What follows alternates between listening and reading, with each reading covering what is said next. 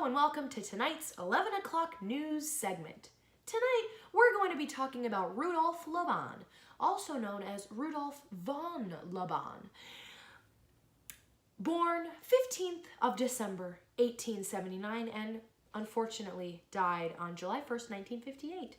He was a dance artist and a theorist. He is considered as one of the pioneers of modern dance in Europe, as the founding father of the expressionist dance in Germany. His work laid the foundations for Laban movement analysis, Laban notation, other more specific developments in dance notation, and the evolution of many varieties of Laban movement study. He is considered to be one of the most important figures in the history of dance. Rudolf Laban was born in Poznan, now Bratislava, in 1879 in the Kingdom of Hungary, Austro-Hungarian Empire, into an aristocratic family. His father's family had come from the French nobility. De Laban, from a French crusader stranded in Kingdom of Hungary in the 13th century, and Hungarian nobility, and his mother's family was from France. And now, I will be sending you guys on to Nate, who will be giving you some more information on the life of Laban and his works. Hello, I'm here to talk about Laban movement, named after Rudolf Laban.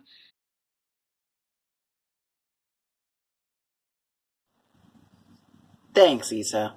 Hey, it's me, Nate, here to talk about LMA, or Laban Movement Analysis, a method and language for describing, visualizing, and documenting human movement. It was based on the original work of Rudolf Laban and draws from multiple fields including anatomy, kinesiology, and psychology.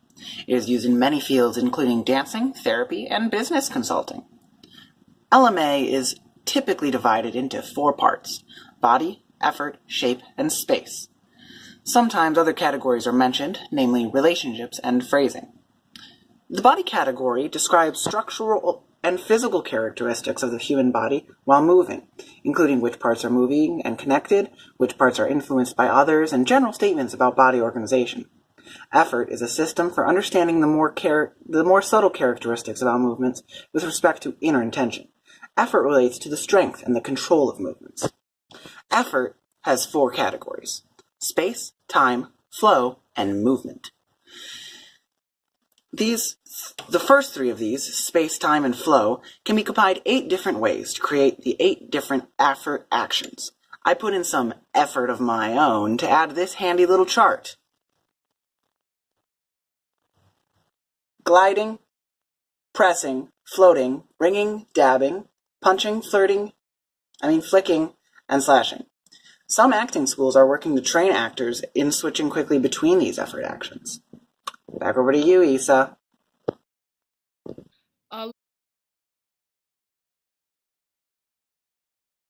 Laban categorized human movement into 4 component parts: direction, weight, speed, and flow. Each of those parts has 2 elements. Direction is either direct or indirect. Weight is either heavy or light. Speed is either quick or sustained. Flow is either bound or free.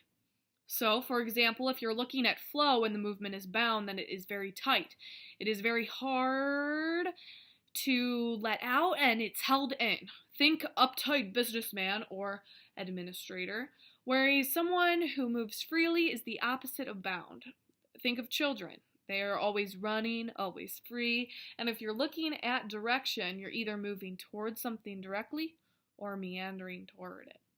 Laban then combined these parts together to create the 8 efforts, which are ring, press, flick, dab, glide, float, punch, or slash. Now, for each effort, Laban identified which component parts were to be used.